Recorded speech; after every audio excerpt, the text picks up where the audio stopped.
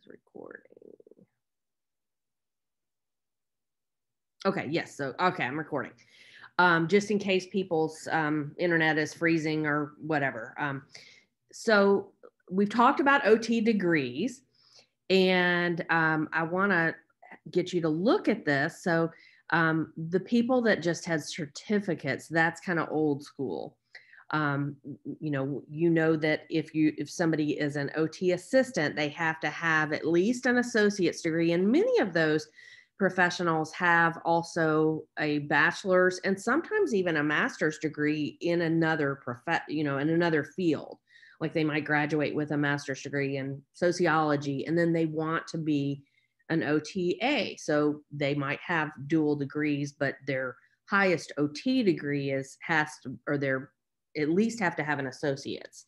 And similar for OTs, have to have at least a master's degree, but they might have an OTD and or something else in there. So you can see that what you all are doing is the most popular and has been over a good deal, many years. All right, advanced certification. Now you did a asynchronous unit on that and the emerging areas of practice, but I think it's interesting and to me kind of inspiring because we know one thing we stress as an OT profession is that lifelong learning and that continuing that learn and grow as practitioners. So 42% of practitioners like me who have more than 25 years of experience have an advanced certification in something. And even people with that kind of, mid or even early seasoned classification as OT practitioners. So 16 to 25 years, a third of them have that. So that's something a lot of you all may decide to do. And there's a lot of different options for that. And that can be, down the road. So geography here. We've got the different sections of our country, and this is just looking at the kind of the concentration of the different OT practitioners. And if we look at Tennessee, 2.1 of the practitioners in the country, or at least those who responded to the survey, live in Tennessee. So that's a decent amount. I mean, it's more than Mississippi, Alabama, Arkansas. It's roughly the same as Missouri. It's not as many as California or Pennsylvania, or even Florida or Texas. But, given the relatively small size of Tennessee geographically, that's a decent number. So, we're doing okay in Tennessee with our availability. Now, we're not oversaturated. There's a couple of cities or areas in Tennessee that are definitely saturated, and it's going to be harder to find jobs there. Nashville is one of those, but you can find a job, and it may take a little more pavement pounding connections that you're going to make and a little more time. But it is definitely possible. And certainly on either end of the state, there are many more opportunities, and definitely in rural areas. So this is kind of the settings, which aligns a lot with the unit that I put out yesterday and you need to do by Sunday, the different areas of practice. So you'll see that there's lots of different places or types of facilities that people will work in. Now let's look at the percentage. 40% of all OT assistants work in urban, 37% in suburban, 23% in rural. The most common work settings for OTs is hospitals. Now, it used to be the school system, so I think that's kind of interesting. About half of OTs work in urban areas. Just short of 40% in suburban and 15% in rural areas. So there is that. You can see that hospital trend here, but also notice the schools are pretty heavy And nursing homes or skilled nursing facilities are pretty heavy, and outpatient clinics, all those are in the double digits. So lots of opportunities there. I'm going to keep going to kind of get to the show me the money part. So hours that OT practitioners work, it's kind of as you would expect. The majority of people are working full time, which, you would expect. You guys have student loans and bills to pay. And the median or middle compensation rate is, for somebody who works full time, is $72,000. Now, keep in mind, that's the middle. So if you take what people with 10, 20, 30 years of experience, maybe specialty certifications, maybe even another degree, what those people tend to make is higher than that. And sometimes what new grads make is somewhat lower than that. I don't know that too much lower than that is, I think that you could get in that ballpark. And we will talk about, so when you take, one of the last classes you take is with me, it's Leadership 2. It's kind of the bookend of what you're taking with Dr. Zachary right now. And we will talk about what you should expect for salaries, depending on where you plan to live or where you're searching for a job. We'll talk about how you should ask for more money, or how you should respond to the dreaded question in the interview process of what do you expect to earn on this job? How should you address that? You guys will know that before you leave campus.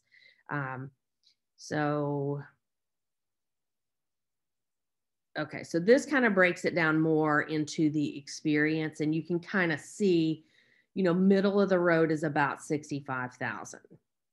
So you might earn a little bit less than that, or you might earn a little bit more in your first few years out of OT school.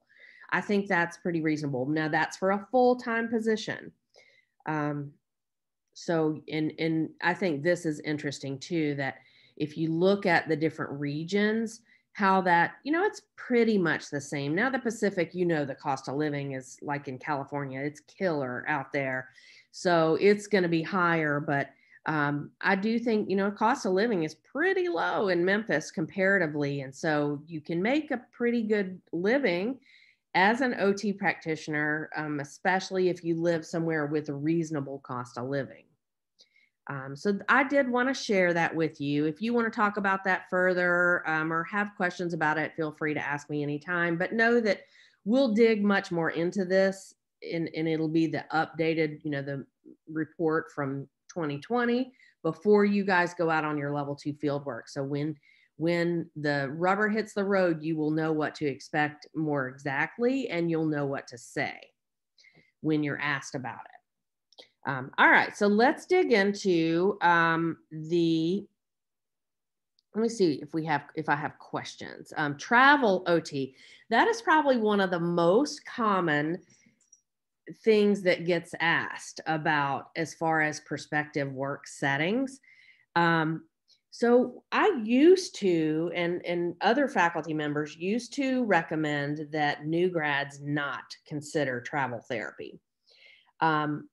So travel therapy can look a bunch of different ways. Typically, a practitioner, an OT, will work for a company that's a travel company, and they will employ different rehab professionals, and they'll work with different facilities and companies and businesses all across the country and occasionally internationally. And what they do is look for short-term needs. Now, that need might be 6 months, but it might be, I guess in theory, it could be a week. Usually it's at least 30 days. And I think the average is 6 weeks, 6 or 8 weeks. And then they will match up the practitioner with the need of what's out there. So you have a choice. It's not like, being in the military where they're like, okay, you are going to Fort Benning or Fort Riley, or, they say, we have these 2 openings. One of them's in California, and here's the description of that. the other one's in Maine, and maybe it comes with free housing, or they have some kind of a living. Usually those positions will have a living cost of living stipend. So you'll make your OT salary, and then you'll get certain amount of money, also a pay period or a month to live on, because they know you're probably not living at your house. So you're having those extra expenses. But over recent years, I have spoken with a number of new grads or people who were new grads when they went into travel therapy, and they have all said it was fine, depending on your personality. Now, I think if you are more kind of an extrovert, if you can walk into a room, not know anybody, and feel pretty comfortable, it could work for you. If you are a little shyer, more reserved, it might not be the ideal first job for you. As you get closer to the time when you might be making that decision, I can connect you with some of our alums or other OTs that I know who have done that. And you can talk to them individually and kind of get the down low. I interviewed for my podcast last week an OT who is starting to establish herself on social media, and she calls herself the crafting OT. She is, I would recommend looking her up on Instagram and YouTube. Her big goal is to create a well-stocked YouTube channel of different crafts that she does, and so that to kind of talk about it out loud as she's doing those things, about how those things could be used in a therapeutic way. Now, what's relevant to what we're talking about right now is she is in the process of having it's an old school bus, and she said this is a trend across the country called schoolies. I'd never heard of that. But people get old school buses and have them renovated and customized, and then they drive them across the country and live in them. So they kind of make them into like an RV, I guess. And she has been a travel therapist for years, and did that out of OT school. And she goes from one part of the country to another. And she's been just kind of staying in Airbnbs or crashing on friends' couches or whatever, depending on where she is. But she's right now having this school bus adapted, and she's very involved in I guess they gutted it, and she's having it custom built so that it will really work for her purposes. And that's what she's going to drive that and tow a little car behind her and live in it wherever she's going for her travel jobs. Now, one couple things I think are extra cool about what she's doing with her schoolie is she has 2 cats. And it was funny because, I have 3 cats. And while we were doing the interview, both of us had cats like walking in front of the screen and, doing, one of her cats was being all crazy. And she has this, it looks like a big hamster wheel, and her cat runs on it. And he kept doing that. And she was like, stop, because it's going to interrupt the recording, because it was kind of loud. But she's having them build that wheel and like a whole kind of, if you know anything about hamsters, like it's like a habit trail for cats at the top level inside the school bus. So her cats will go with her and live in that. And she also had them do one corner as her crafting corner. So she even has it set up with like an arm kind of mechanical looking thing where she attaches her phone and it videotapes whatever she's doing down below her. So she said, even on the road, she's going to, when she gets to different places, she'll be talking about her journey and, her cats. And right now she's sharing about the renovations, and she's also on TikTok. And so if you're on TikTok, look up the Crafting OT. And that episode is going to come out it'll be the first one in April. I told her I was going to kick off OT month with her episode, I think. So be watching for that especially if you're interested in crafting or schoolies or travel therapy. Very cool, Olivia. Oh my gosh, I've never heard of that. That is really cool. So the crafting OT's name, let me look at it. It's Jennifer. Hold on, let me look at my cheat sheet here. I think her last name was Renfro, but I don't remember that. It's Rinker. Rinker. Yes. Renker. Thank you. Yes. Jennifer Rinker, the crafting OT. So, Peyton. So anyway, something to follow out there, and we can all learn more about her adventures. All right. So any questions, or anybody got any comments or jokes or big announcements or birthdays that before we dive into today's official content? No, you guys are quiet. Okay. All right. Let me pull up my PowerPoint here, and you guys have these slides. Give me just a second to get to those notes. All right. So here's what I want to do before I kick things off for y'all. I would like to ask you to retrieve something that we talked about the last time we were live. So we had ERA presentations. What did we talk about in the session before ERA presentations, or any of the sessions before the ERA presentations? And if you would, when I count to 3, put that in the chat. 1, 2, 3.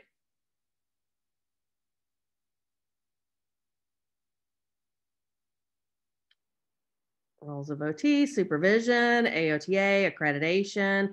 Remember the if you were on the call last night for the COTAD chapter, there was some discussion, and I think I'm going to talk about this in a SOTA meeting, because there were a few things I really wanted to clarify, but we ran out of time. The guest said that she thought that OT programs should create a course or courses about culture and diversity, equity, and inclusion. And some of the students from a different program said that they did have something like that in their program. We don't have separate courses in our programs, and we are not likely to change so that we do. We have aspects of culture and diversity, equity, and inclusion embedded in every course that you take. There will be some aspects. So you will hear about it from every faculty member, and you'll see it in assignments and different courses. We do value it, and it is part of, she mentioned that she hoped it would be, but it actually already is part of the accreditation standards, that we are, those things that we are, it's like roughly 100 different things that we are bound as an accredited OT program to teach to OT students. So, it's already in there. And that accrediting body is ACOT. That's the Accreditation Council of OT Education. That's the one that looks at OT programs. So it's kind of like our police or our supervisor, rather than NBCOT or AOTA or some of those that are more so over OT students and practitioners. All right, so good waterfall, good retrieval. Today we are gonna, what our official topic is, I'm gonna introduce you guys to the OTPF. And this is where we get a lot of our OT lingo or OT speak that I've been mentioning to y'all along the way. It's the terminology that is specific to our profession, and sometimes it's terms that we share with other healthcare professionals, but it's very important for us to know what these terms mean, and equally important for us to educate other people on what these terms mean, so that everybody's on the same page there. So I'm going to talk about some terminology, and keep putting those important terms in your handouts or note-taking guides, so you make sure you know what those things are, and do it in your own words. You could copy it straight from the OTPF or from what I say or from the book, and that's okay, but make sure you can, without looking at that, think of it in your own words. So you really kind of pull it into your own context and understand what that means. Now, a little bit of history. I think one of my cats just fell off the kitchen counter. Little bit of history. Back when I was in OT school, back in the Stone Age, there was a similar document, but it was called the Uniform Terminology for Occupational Therapy. And we just called it Uniform Terminology. And this is going to date me, but I'm going to tell you, I had when you print something out, you can get like the regular 8.5 by 11 paper, or you can get the longer paper that's really rectangular. I had one of those big, long rectangle pieces of paper. Everybody in my OT class did. And it was like a chart or kind of a table on that piece of paper that listed, a lot of different occupations and activities down one side, and then different skills that it would take to do each thing across the top. And then there were little marks, like, for example, brushing your hair. That was one of the things. And so what would you need from a motor skill standpoint, or a cognitive standpoint, or a visual perceptual standpoint, or strength or balance? And how did those kind of intersect on that table? And that really was what that uniform terminology document was. It was a way to think of what OTs did, or what OT is. And that was first accepted back in 1979. AOTA adopted the uniform terminology really to provide a uniform or standardized language for people within the profession. So they said it helped OTs speak the same language. Now, it didn't really provide a whole lot of other information like definitions and what the process of OT looks like. And so that was kind of a weakness of that document. It was revised again in 1989, 1994. So there were multiple editions of it. So I'm not going to ask you those years, but I might ask you what was a precursor, or what came before the OTPF. And the answer is right here, the Uniform Terminology for OT. That's what came first. So what did it contain? I said it didn't have anything about the process, and we're going to talk about that later today, and a lot more in our next class. It looked at what we call performance areas. So those are those skills and things that people need to be able to do in order to complete or participate in occupational performance. You're going to learn all about this. Another thing it did cover was performance components. We're going to talk about that too. And it talked about context, and those pieces are still part of the OTPF. So even though there were some gaps in the uniform terminology, there were some good quality things that are considered really an integral part of what we do as OT practitioners, that have been carried over from way back in 1979 when this first came about to the OTPF. So today, fast forward to today, the precursor, kind of the training wheel version, was uniform terminology of OT. Really the goal of that was for us just to use that same or uniform language in our profession. Am I not sharing the slides, you guys? Someone needs to, if we were in person, you would throw something at me so I would know that. Well, now you missed my cool graphic thing. So let me go back to the last slide. Okay, watch this. So here are some things that the uniform terminology, the kind of baby practice framework, did include. It included performance areas. It included performance components and performance contexts. And we are continuing to use that information today, and you're going to learn all about that. Sorry about that on my end. Okay. So here we are, fast forward to today, and we have the Occupational Therapy Practice Framework, or the OTPF 4th edition. Now, you guys are lucky because the 4th edition is hot off the press. Now, the class below you learned from me the 3rd edition, and they are having to relearn the updates to the 4th edition. But there is a new one that comes about roughly every 5 years. So sometimes it takes a little bit longer for it to get officially approved and put out there, but it gets updated about roughly every 5 years. And so this one will be good for the whole time you're in OT school and a little bit longer. And then there may be a 5th edition, but then a lot of it will stay the same. There might just be a little bit of tweaks in the language out there, or the visuals that they put.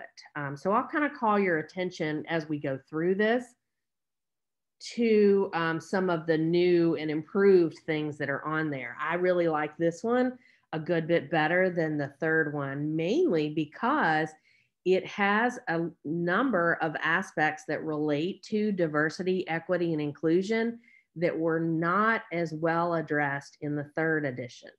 So the reason it keeps getting updated from the 1st, 2nd, 3rd to what we are now is that, it's really relates back to what you guys did in the ERA presentations. It's because things change. Society changes, there are different trends. We learn how to say things and do things and think about things in different ways. And so it changes, and that's a good thing. It's like trying to keep up with the modern times. Now, I might ask you this in the future. In 2002, the uniform terminology was replaced by the OT practice framework. So it was 2002 that the OTPF first became a thing in OT. And it was more than just OT speak. It was more than just the vocabulary or the lingo that the uniform terminology was. It had more theory and, I guess you could say, philosophy or constructs and concepts, explanations of things in there. So you can't just put it on one long piece of paper, one side. Like I had in OT school, I had that piece of paper folded in half and tucked in one of my textbooks. And I should go look and see if it's still there, because it was just kind of always there. It was on that one page. And now there are multiple pages to this, but that's because it's much more comprehensive. So that's a good thing. It now is, as the title indicates, it is set up as a framework. So it's a guiding structure, or sort of a foundation like this course, that helps us to understand pretty much everything we need to know about the profession, at least at an entry level.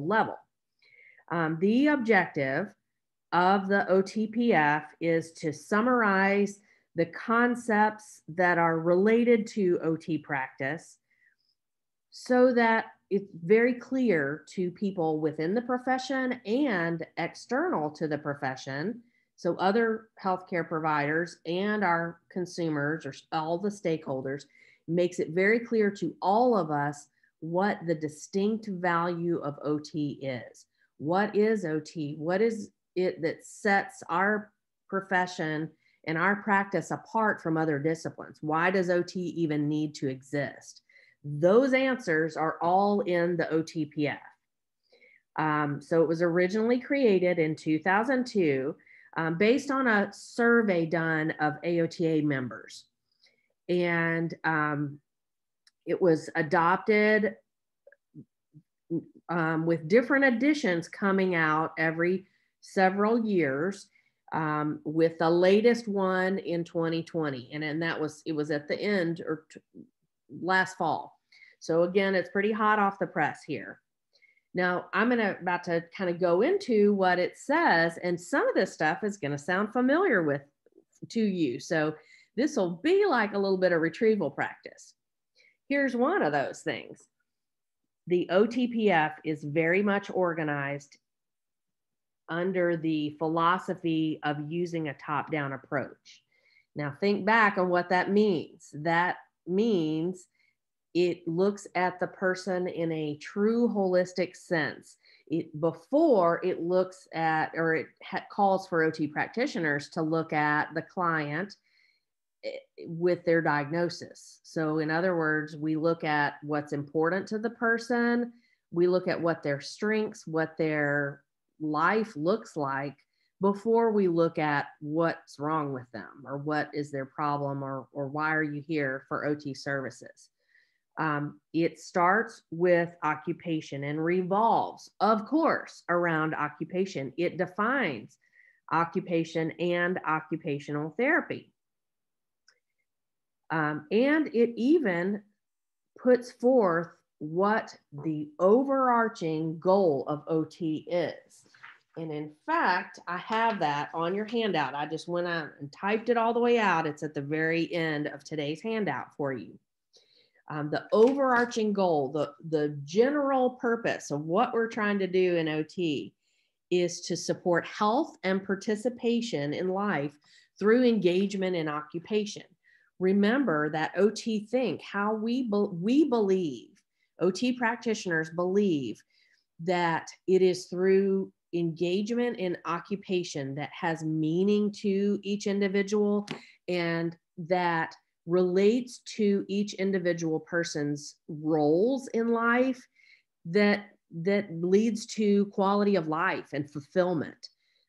That's the good stuff of life. That's the secret sauce, is that occupational engagement. Now, the person may have to be engaging with some assistance or with adaptive equipment or with technology because of their diagnosis and their areas of need, but still they are engaging. That's something that you're going to hear me say over and over. So this part, the OT process, is a huge part of the OTPF. And we're going to, in fact, have a whole class session on that the first time we meet after the midterm.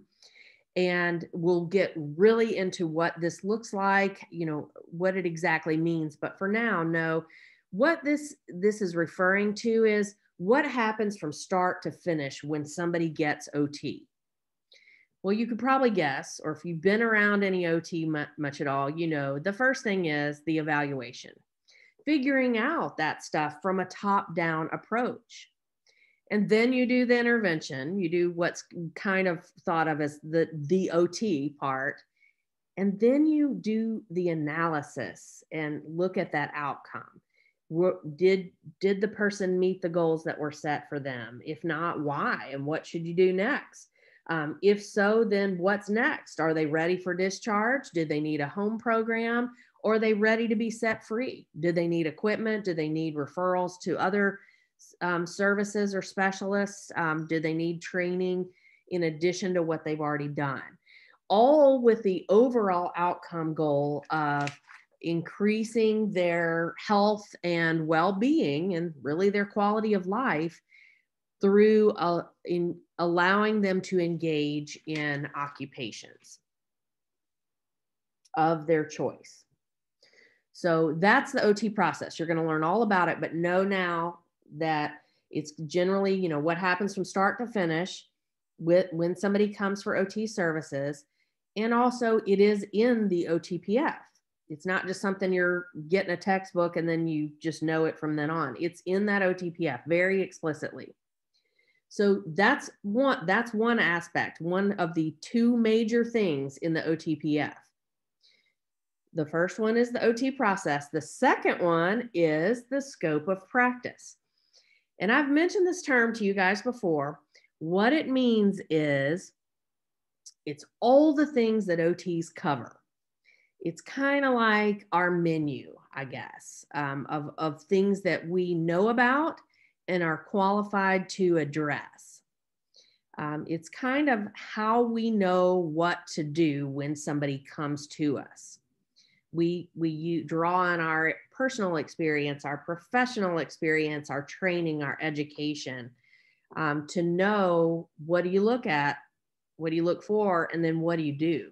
with a specific person. And all those things are part of a scope of practice. So other disciplines and sometimes even other professions outside of healthcare have scopes of practice or scope of practices also. So I want to give you a general definition. If you look this up and say Webster's Dictionary or Wikipedia, it's going to say what scope of practice means is the group of skills, knowledge, and expertise that's required to practice a profession. Okay, that's just kind of what that term means in general. So it might be the procedures, the actions, the processes that somebody takes in within a profession. Now, a big part of that is the domain, and that's what we're going to be learning about over the next few sessions in this class. And then we'll have the midterm, and then we'll learn about the process. So, so within the OTPF, we've got the scope of practice, and the two big pieces of that are the domain and the process. So we're going to dig into the domain. The domain specifically is a sphere of activity or knowledge. It's the areas in which OTs have an established body of knowledge and expertise. I like to think of it as our turf. It's our turf. Now there is some overlap with other professions of that turf, but there are things that is in our wheelhouse, and that's our domain. It's the area controlled by OT, I guess. It's what we're known for, and we're known to be qualified to address with patients or clients. So we're about to dig into that. Now, the process again is the actions that OT practitioners take when we're doing services or providing services for our clients. And we'll get much more into that at a later session. So let's dig a little bit more into the OTPF. And we'll take a break in just a second. I know we've been going for a full hour. This is new to the 4th edition of the OTPF. This was not in the 3rd edition. But I think that the people who developed the updates felt like this maybe was understood or implied in the old version, but not everybody recognized it or knew it. So what do we base our profession on? What's kind of like the 4 cornerstones or pillars that we build everything else in our domain in?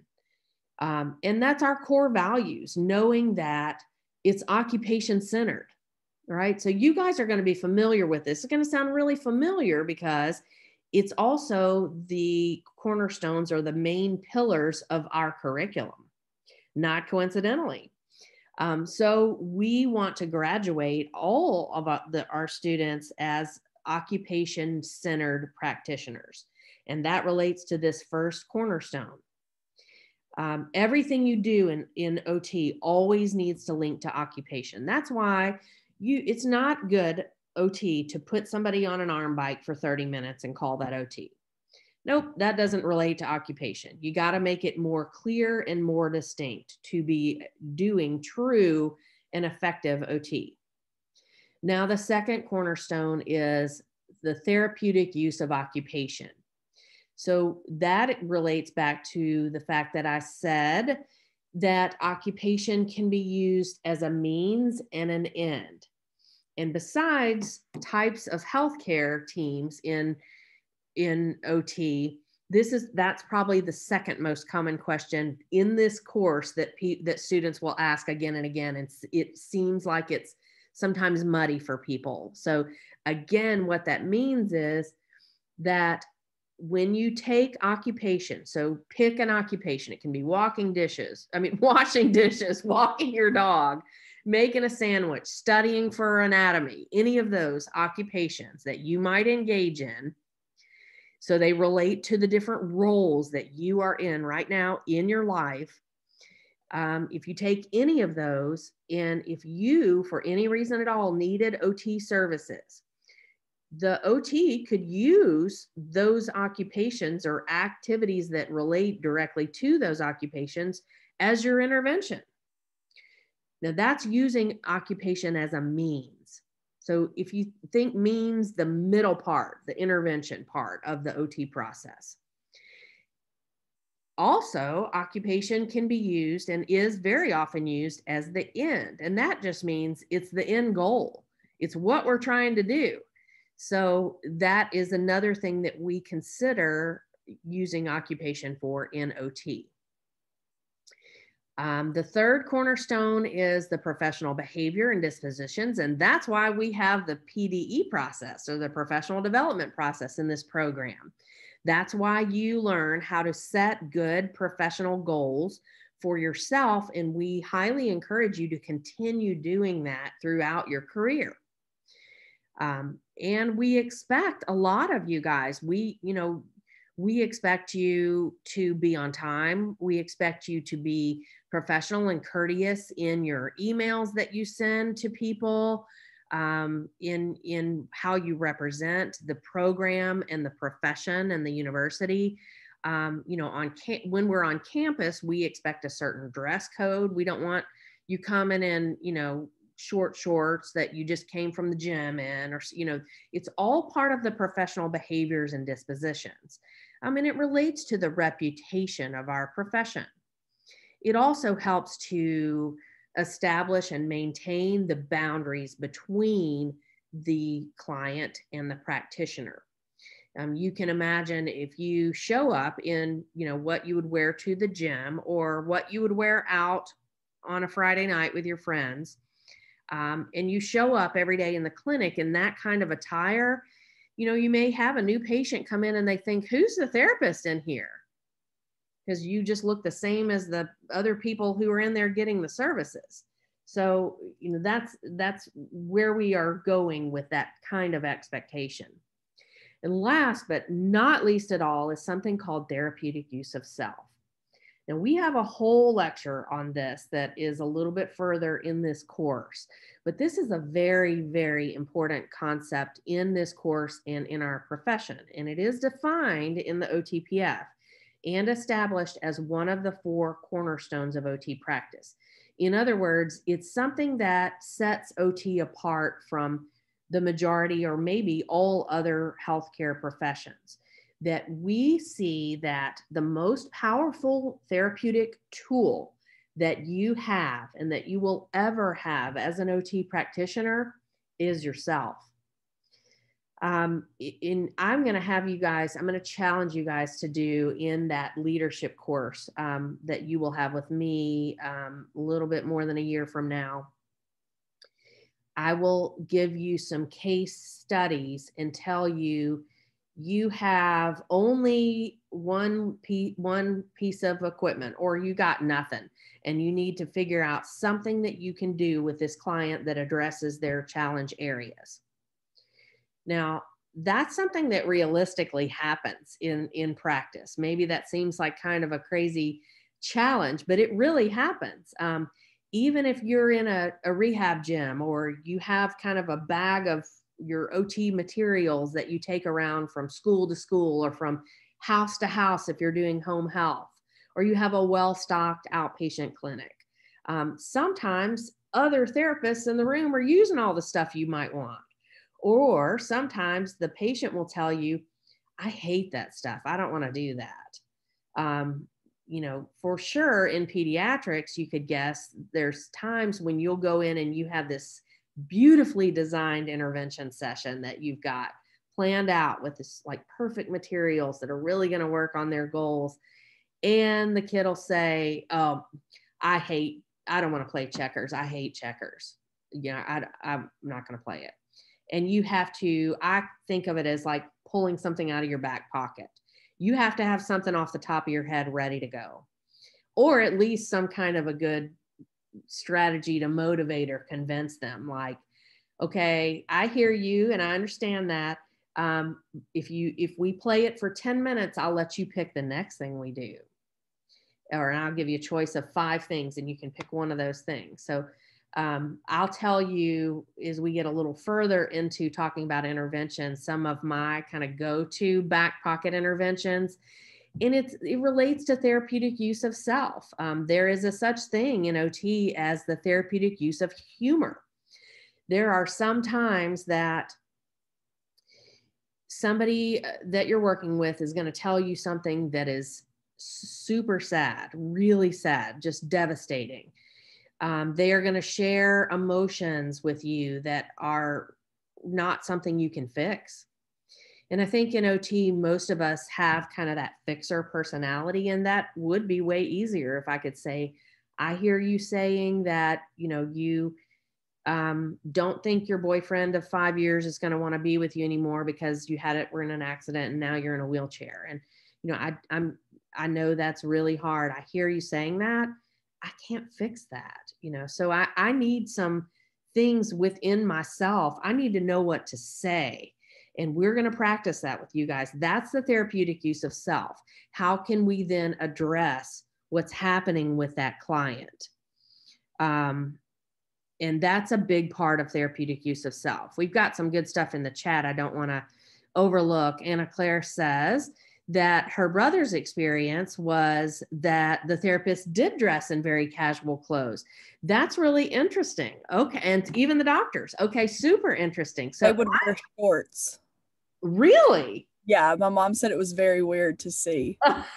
Yeah. I don't know. That's the norm in the profession, but I think when something like that is the philosophy of a particular clinic or company, is that as long as you out loud that to people, it can work.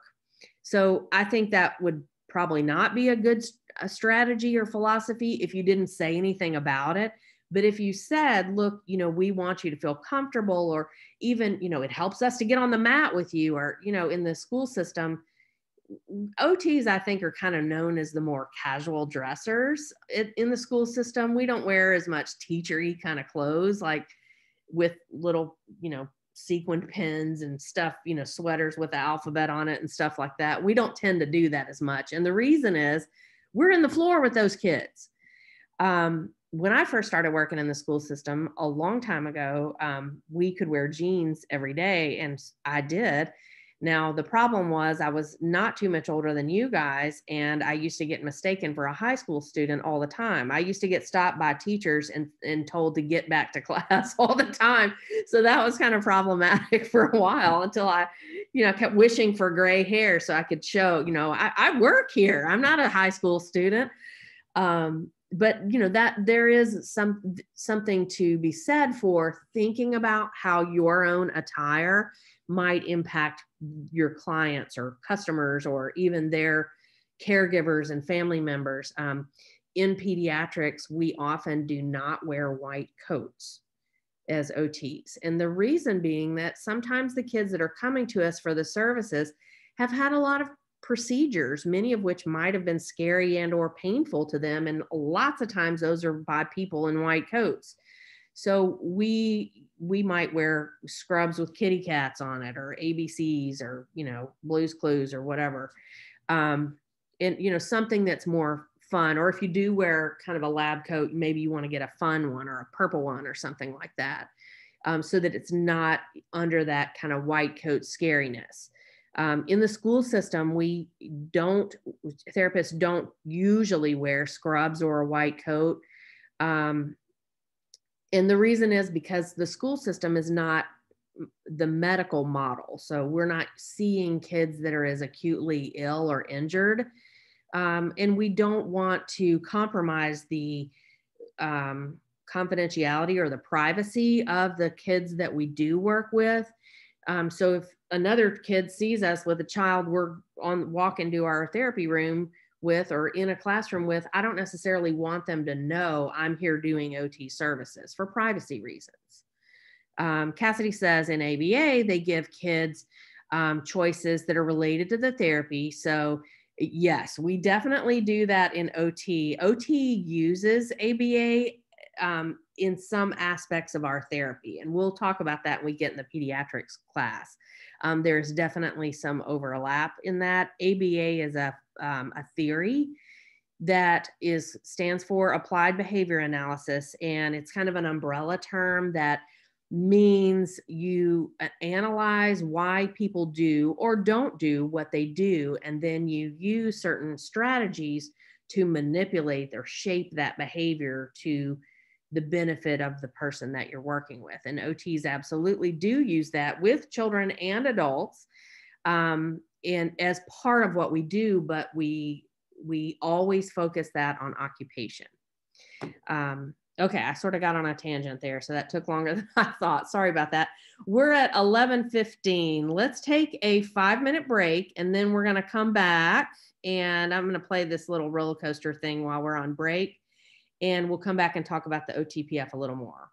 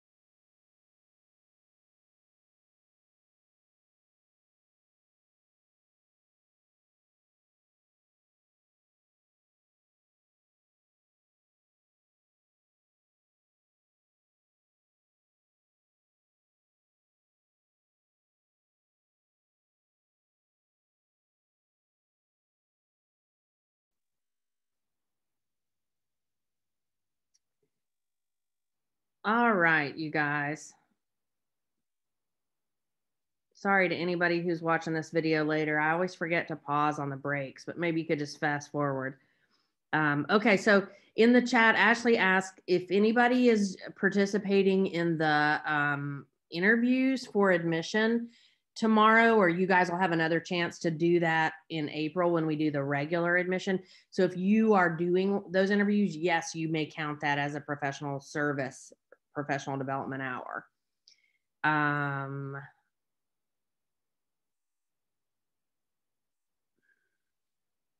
Okay, don't worry about that blog thing. If that's, let me look back at that. If that's something, I'll let you know. I mean, you guys know, I'm not going to sneak an assignment in on you and be like, nobody did it, too bad. I'll let you know if that's something that's coming up. I don't want you to worry about stuff like that right now. I want you to engage with this material and do what you need to do in anatomy, and then just take care of yourself. Okay, so let me know if any other questions. Let's talk about occupations though. Lots of occupations are just everyday things. You know, we say that an occupation is meaningful to the person, but let me get some people to put in the chat box an occupation. So something you do, you know, regularly that, or maybe it's not even regularly, but it relates to one of your main life roles. That give me something that maybe isn't pleasurable or meaningful to you. And I'll give you one of mine. Changing the litter box for my cats. Studying. Yeah. I mean, that's not meaningful. I doubt anybody wakes up and is like, yes, I get to study today. Cleaning the bathroom. Yeah. The litter box, the worst. Yeah, it's bad. Cleaning the dog's kennel. That's not fun either. Vacuuming, laundry, none of that, right? But those are occupations because they relate to our roles. We have to do those things in order to be able to do our roles, right? Like student or homeowner or what, you know, pet mom or dad or whatever, you know. Now there are other types of occupations that are more meaningful. So those might be like, you know, what's that song from Sound of Music? These are a few of our favorite things. So, you know, maybe you love walking the dog or working out or cooking, reading, or, you know, watching Netflix, or, you know, those kind of things. And so, you know, those are occupations as well. So we say that even our non-favorite or not unfun ones are meaningful because they relate to our roles. So both of those categories, though, the kind of not very fun ones and the ones we do like doing, are things we do pretty often, occupations. But there are also occupations that we do that don't happen that often. And you might think of those as rituals, or like, and oftentimes they're associated with like a holiday. Something you might even just do once a year, like giving a Valentine card to somebody special, you know, something like that, or dressing up for trick or treat. You probably don't do that more than once a year. So, but that can be considered an occupation. It relates to a role that you are in. So I just wanted to point out, though, again, that one of the huge things that OTs believe is that occupation is a biological imperative. It's something that babies are born needing to do, to be active, to have, you know, some degree of choice, or at least expression of choice. So even a baby, you know, if things aren't the way they want, they're going to cry, scream their head off. Maybe they might bite you or hit you. They're going to make it known that they want to have an element of choice or autonomy in what's going on, and they want to engage in occupation. Now, for little kids, that's often just growing, developing, you know, getting those skills that they need to as part of those growth milestones. So that can be kind of the work of being a little kid. So occupation is a biological imperative. it goes back to, very early history. That's why I have the caveman here. But humans have occupational needs, and we participate in occupations that are beyond survival. Way back, long, long time ago, even pre Little House on the Prairie times, a lot of the occupations that people did were for their survival and for propagation of our species. You have to eat. You have to, when you go to the bathroom, you have to bury it if you're a cave person so that something doesn't know that you're there and then kill you later, right? You have to know how to make weapons and use them so that you can protect yourself against, the T-Rex or whatever. So it started out as something that was related to survival, but over time it has developed into things that are more done for other reasons in addition to survival.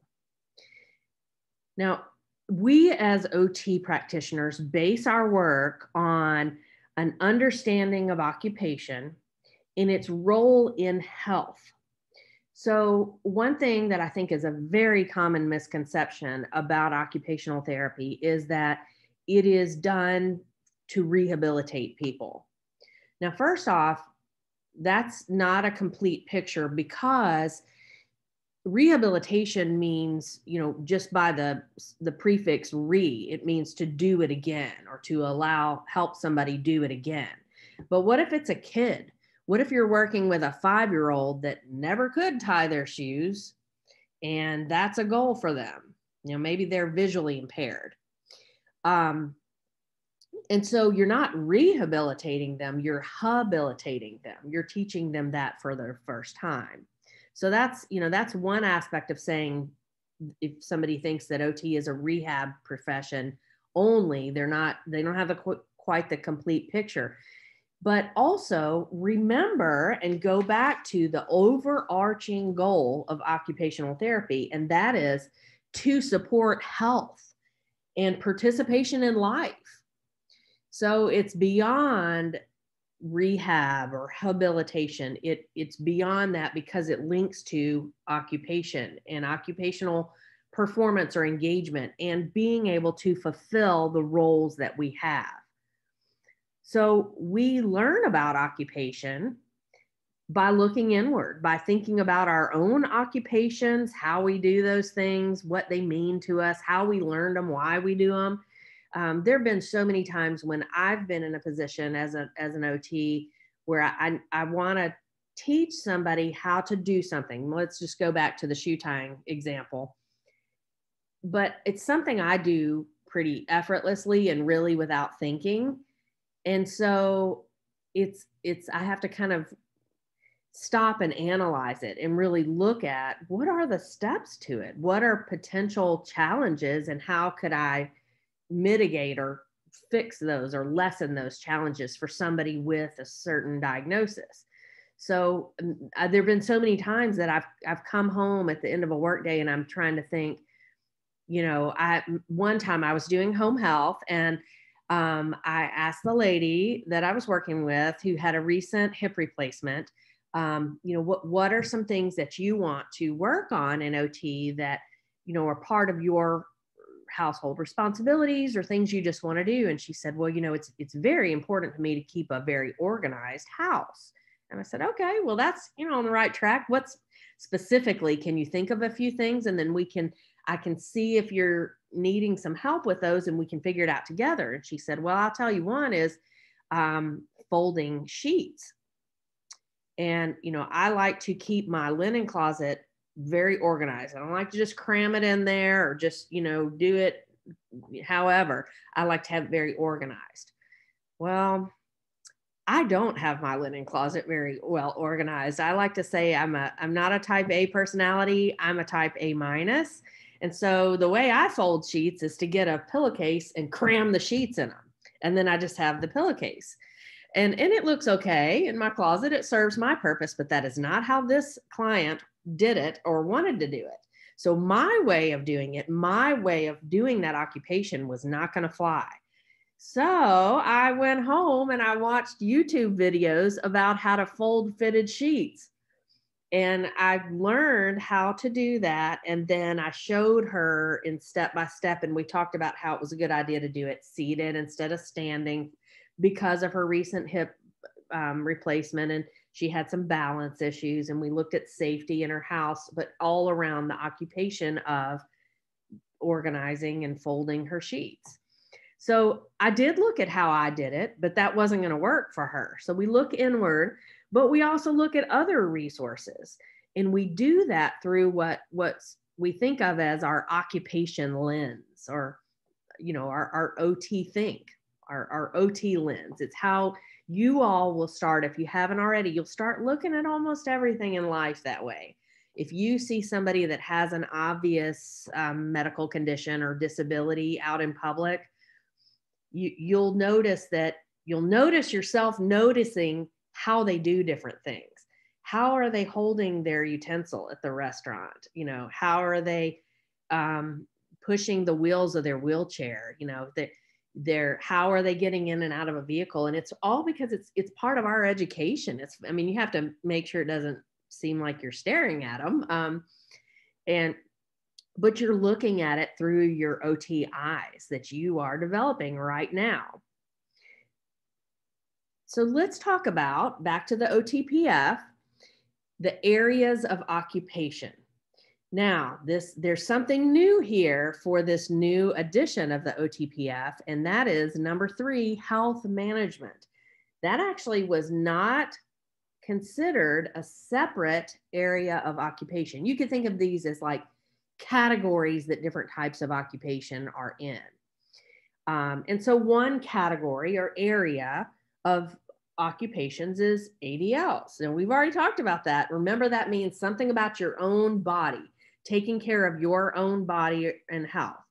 An IADL is, you could think of it as self-care, or more think of it as care of others and other things like sweeping the floor, walking the dog, going shopping, things like that. And all of these things are very nicely detailed within the OTPF. Examples of each one, the definition officially of each one of these things. And so I want you to make sure and look at that as part of what we're talking about today. Now, remember the term also, I want to review this with you, co-occupation.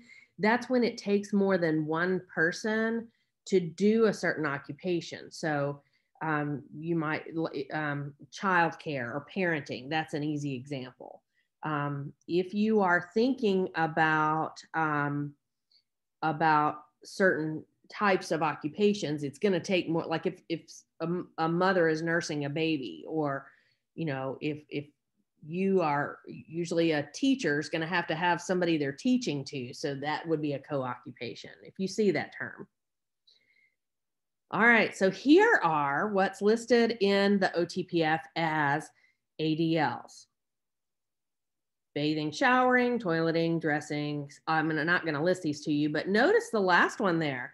This is something that tends to get some nervous giggling going when I bring it up, but if you are ever asked if sex or sexual activity is an occupation, and if it is in the scope of practice as something that OTs can address, the answer is yes. It is considered an ADL. It's something that people do to take care of their own bodies. And now it may be a co-occupation, or it may be a single occupation, depending on how it's done. But it is considered an occupation. It's something that is meaningful to most people, and it relates to our different roles.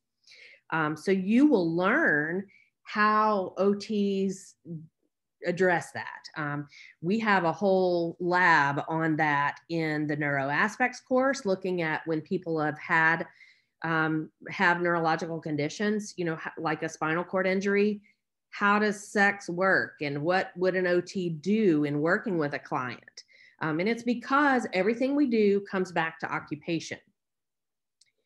Now, the second category or area of occupation in the OTPF is the IADLs. And we've talked about these, so I'm not going to read them to you, but You see how they're adjacent to the ADLs, but they're not the same. They're not of your body, but they might be of your house or of other people or creatures that you are helping to take care of. They might be considered optional or just something that's not for everybody. Whereas if we go back to ADLs, pretty much everybody's going to have something to do in this category, especially in this day and age. Now, personal device care might be something like changing the batteries in your hearing aids, but for a lot of us don't have that, but we might have cleaning our glasses, or we might have charging our phones. So, most of us have these things, but not all of us have all of these things, or we might even do them in different ways. Like maybe you never set foot in a store, you do all your shopping online, but it's still shopping, and that's still an IADL. Health management, that's another category under, this is the new one that's under the OTPF areas of occupation. So what this means, and this is straight out of the OTPF, is it's activities related to developing, managing, and maintaining your health and wellness routine. So, and the goal of doing that is to improve or maintain your health so that you can do those occupations related to your roles. So some examples would be medication management, would be exercise, would be nutrition management, would be communicating with people who are your healthcare providers, like making doctor's appointments, things like that, or getting prescriptions refilled, things like that. This is my nephew, Crosby. You'll see him starring in some things. He lets me take his picture and video sometimes. He's a little bit bigger than this. He's about to turn 8 now, but rest and sleep is another category. And again, that includes the preparation for that. So you could think of putting on your PJs or setting your alarm, or, if you turn on a white noise machine, or if you pray before you go to sleep, that's part of your routine for that. And you could consider that as something in this category of occupation. Education, yep, that's in there. That's an occupation. And that includes formal and informal. Here's Crosby again. Work, of course. This one we know is an occupation because that's what most people think occupation means. Yes, rest and sleep, a lot of our favorite occupation, but this is a close second. So here's Crosby with both of my sisters. The one in pink is his mom. I put this in there just to symbolize or refer to play and leisure. Now, play it could be spontaneous or organized, but it's done for amusement or entertainment or enjoyment. Leisure is intrinsically motivated. So it's typically, you're not going to win something, even if you're really competitive. I always imagine or picture in my head when I think of the word leisure, someone lying in a hammock, just kind of taking it easy. Or if you're like laying out, working on a tan or something, that could be leisure. You're not really winning a game or, jumping rope 17 times a minute or, something like that you might be doing in play. There's some blurred lines in between there, but that is another area of occupation. And so is social participation.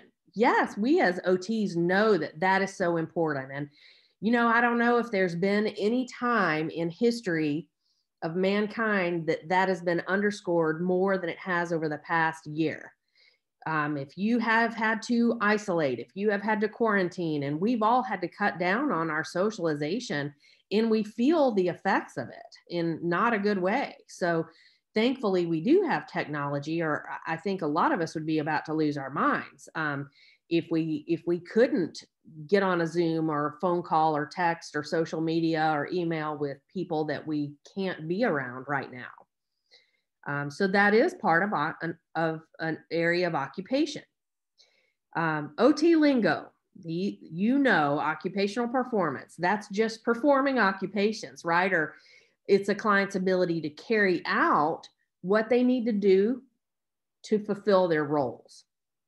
Now, occupational choices, that's a new term. It means what people are choosing to do as far as how and when and why and even what specific occupations they are going to engage in. And again, the overarching goal of OT is to support health and participation in life through engagement and occupation. Dun, dun, dun. Okay, that's all I got for you in terms of the uniform terminology, the OTPF, and the areas of occupation. Now we will go into we'll move forward into more deep dive in the OTPF in our Tuesday class next week. But now it is time for the knowledge check. So if you would look under course content, under today's folder, I'm going to make sure it is available. So you may have to refresh it, but you should see something that says Casey number 2, and it is in green. And so you're going to click on that and it will show you the instructions. It's just like the first one. It is timed, but hopefully it's enough time. Please, on the honor system, do not use outside sources, just use your brain. I have tried my best to emphasize things that are on this. So, I think that if you're got your thinking cap on, you should be able to get this stuff. So when you are ready, hit begin, and I am going to log. I'm going to log off of Blackboard, but keep your camera on. And when you're done with when you have submitted, you can close out of this session. Any questions before we start that? Where did you say it was?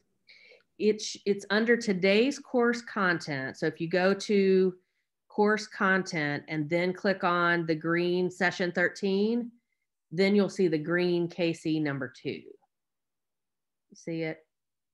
If you were already on this page, you might have to refresh it because it wasn't open until just now. Do you see it? Did everybody see it now? Okay. All right. Well, make sure you're muted, and I'm going to do the same so we're not distracting. And good luck, everybody. And I will see you on Tuesday.